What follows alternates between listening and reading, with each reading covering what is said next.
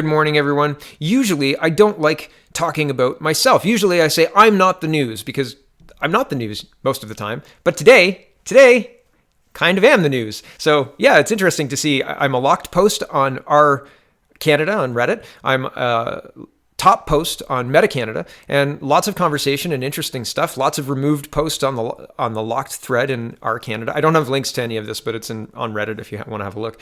And I sent a press release the other day, and we're going to go through that, and we're going to look at the social media posts that inspired what's happened. And, well, here's the press release. So this was released on the 13th, yesterday. Here we go. It says, Bernier, July 19th, Guelph event update. Hello, everyone. Please see the press release that was sent out today. It reads as follows. Bernier and Guelph changes to event. Guelph PPC Association.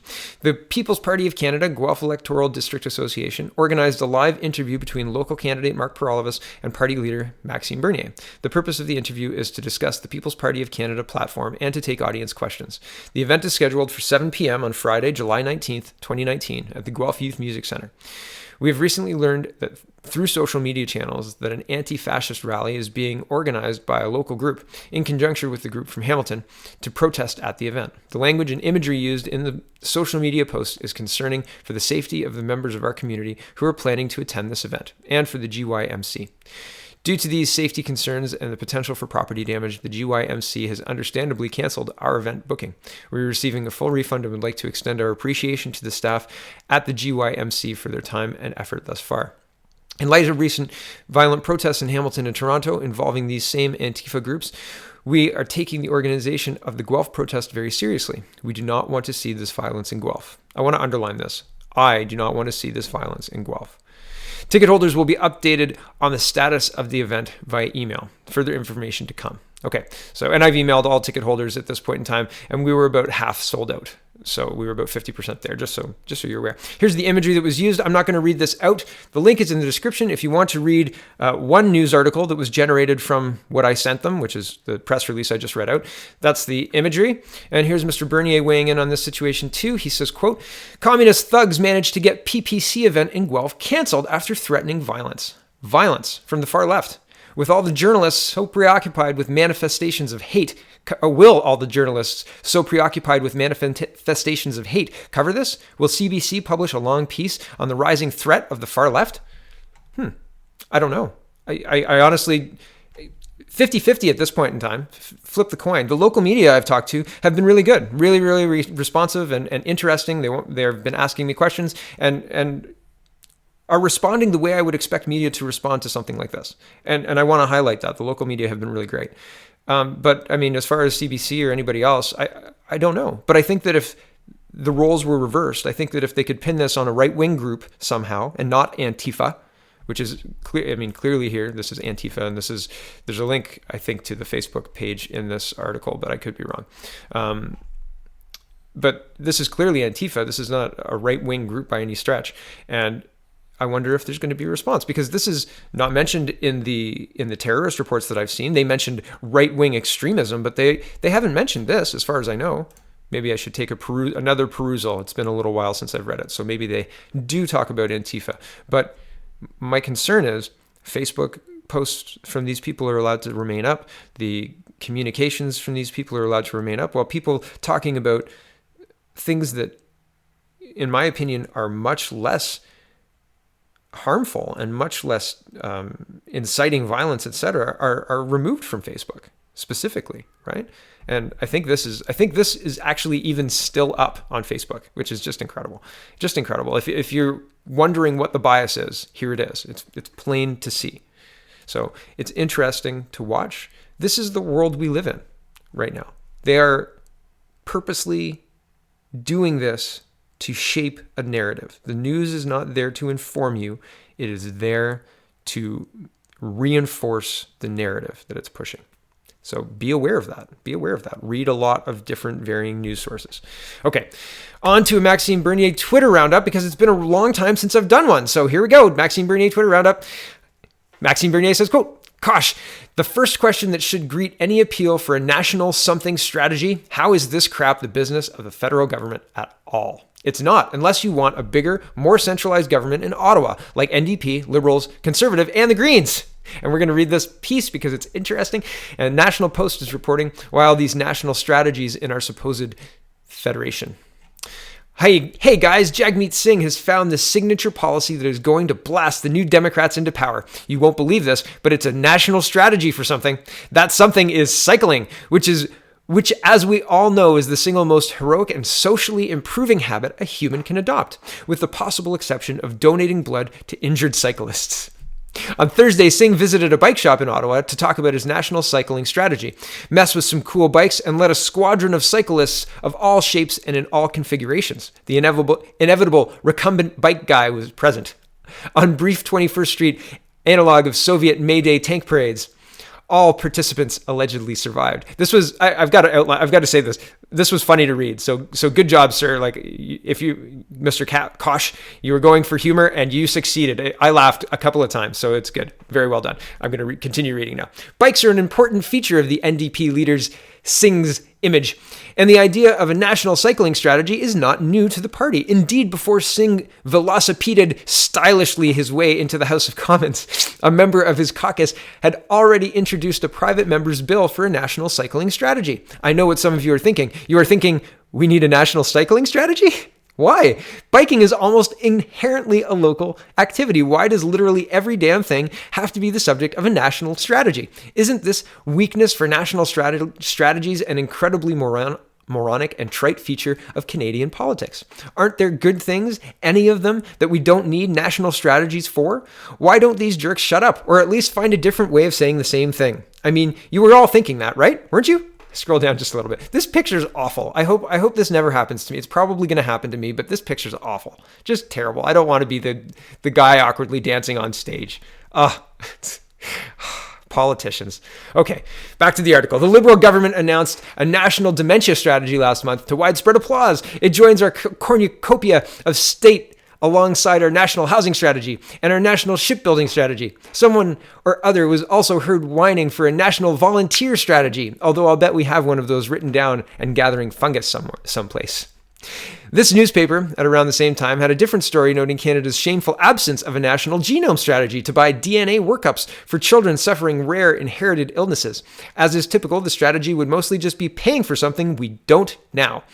There's really no strategy involved at all. As I stewed over Mr. Singh's plea for a bike nation, this part of Canada's national strategy mind virus began to annoy me just as much as the disregard for the Constitution that many of these appeals involve. Of what, for example, would the NDP's vote-winning national cycling strategy annually consist? If you look at their failed bill, C-312, the lack of a bona fide strategic element becomes clear pretty quickly. The bill envisions the federal government paying for safe and efficient cycling infrastructure, presumably with municipalities doing the actual building and planning if they choose to. It urges promotion of cycling and proposes keeping cycling consciously in the mind when making laws concerning industry, trade, and transport. Maybe, it adds, we can gather data on how much people bike and who does it and where. There is no actual Manhattan bike project, no program with specific stages to supersede the demon motor car. The strategy from a federal standpoint is mostly money and talk. And what else could it be? In a decentralized federal state, or indeed any country of at least medium size, Canada is both federal and enormous. The idea of a national cycling strategy might have some practical meaning in a desirability like Belgium or San Marino. In Canada, it is bound to be a 9/10 aspiration. I worry, looking at the federal government's ineptitude in handling its carbon tax litigation against the provinces, that such a notion has become literally unthinkable. A federal justice department full of educated lawyers demonstrated very serious trouble in coming up with a strong answer to the constitutional question, what makes carbon emissions national as a concern? And this is not just a procedural issue. It is, in fact, the first question that should greet any appeal for national something strategy. How is this crap the business of a federal government at all? Yeah, I agree. Largely. I mean, wow. Yep. Here's Mr. Bernier, and moving on from that story, I'm just going to leave it there. I think that was funny and kind of got it. How is this the federal government's business at all? Time to refocus and simplify. We don't need to keep everything in mind when creating laws, because we're humans, and the reality is, when you're creating a law, you have to look at the relevant things. You can't be like, how does cycling relate to this? You know, all the time. It doesn't work. It's the same thing that they're trying to shoe in with the environmental stuff. How does this impact the environment? Well, it all impacts the environment, right? Increasing the population increases the need for housing, increases the need for building, increases the need for infrastructure, and that impacts the environment. How can you be pro-immigration and also green? They're at odds.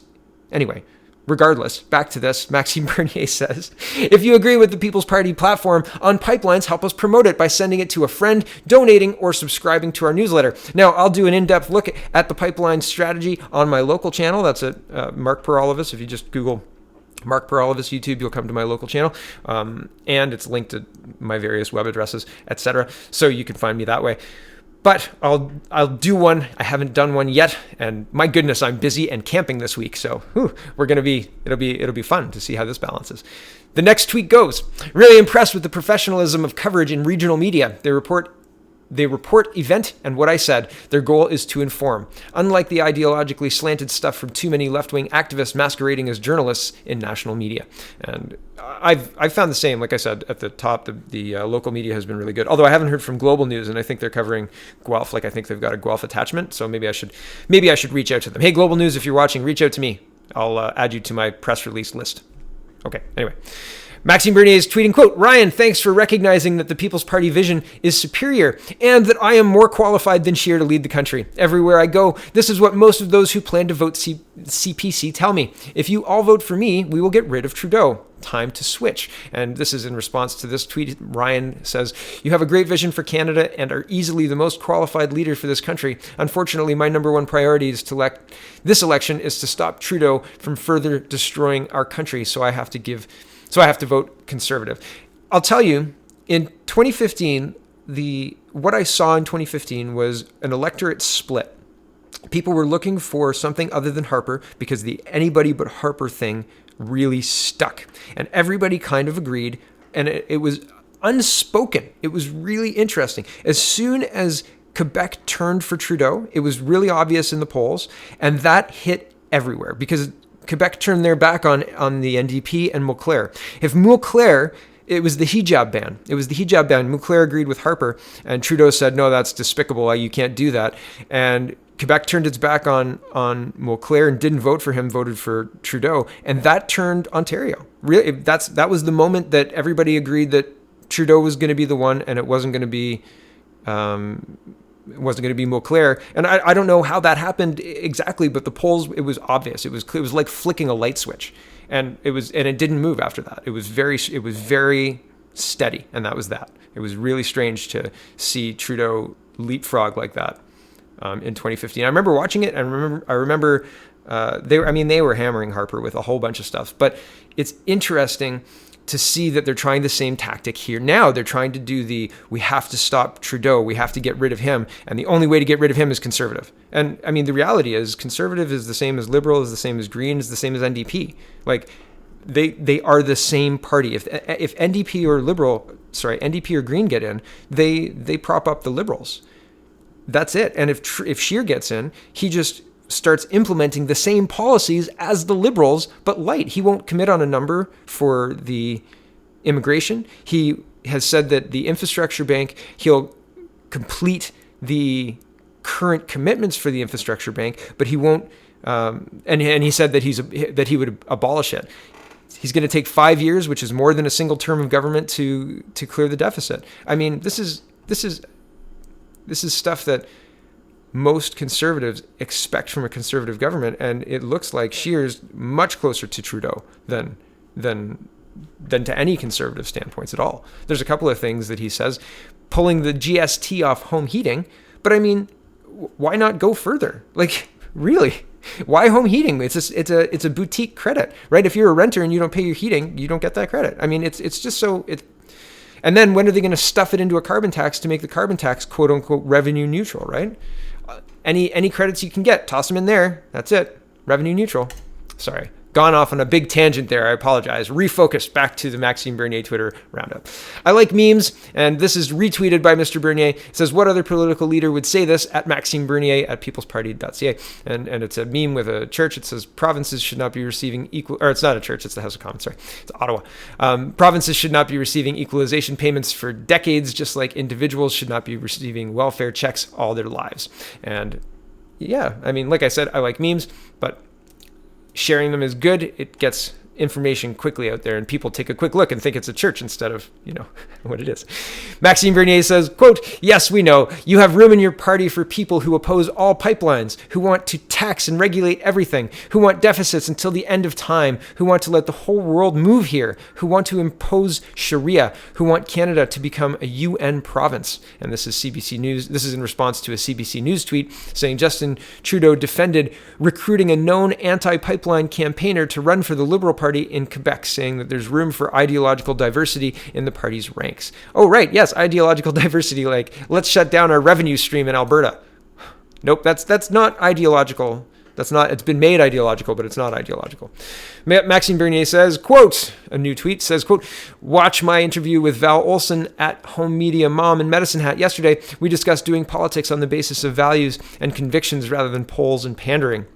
I think it's working. I really do. I'm on the ground and I'm talking to people regularly. They've heard of the party. They like what Mr. Bernier is doing, and they're glad that they have a candidate in Guelph. Really, I'm shocked and blown away by how many people know us and how many people who don't know us are enthusiastic and happy to talk to us.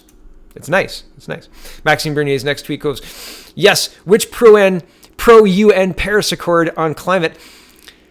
Yes, which pro-UN's Paris Accord on climate change politician who wants to spend your money in other countries because we need a, quote, global solution for a global problem actually said this? And here's the image. It says Canada has an obligation not just to reduce our own emissions, but also to help other countries cut theirs. Who said that? Who said that? Do you think it's Justin Trudeau or do you think it's Andrew Scheer? Well, it's Andrew Scheer. Andrew Scheer. Scheer's climate plan will look at how Canada can cut emissions elsewhere. Yes, by spending money on billboards in Ghana about pooping on the beach. Climate change. Here's Bill Tufts, and he says, check out your local PPC candidate. Drop by and say hello. And this is our candidates. And here's an image of our candidates. And there's been people saying that the PPC is a white supremacist party or a racist party or an anti-gay or anti-trans or anti-LGBT, that was the word, LGBTQ party. Look at the picture of these people. These people are a rainbow of colors, a rainbow of different ages, walks of life, and I'm sure they have different opinions on certain things, but all of them are uniting around the People's Party banner of freedom, fairness, personal responsibility, and respect, right? And that counts for something, I think. And the smears of racist and ists, all the ists and phobias and all that stuff are just that, smears. They're not true. They're not true, fundamentally, not true. And looking at this, I don't see how anybody can come to the conclusion of racist party. I really don't, or sexist party, or anti-anything party. Really, really. The final tweet for this morning is Maxime Bernier is promising no retreat from his party's hardline stances, and a crowd of about 40 supporters loved every minute of his speech on Friday morning at the Medicine Hat Golf and Country Club. Yeah, I think people who speak the truth get people who are looking to hear the truth. And when they hear that truth spoken, they're enthusiastic to support those people. So I'm happy to be standing with Mr. Bernier, and man, this is going to be an interesting ride. This is going to be a tough election. This is going to be, well, they're not going to play fair. And that much is clear. So thanks for watching, everybody. Check out the peoplespartyofcanada.ca and have a wonderful, wonderful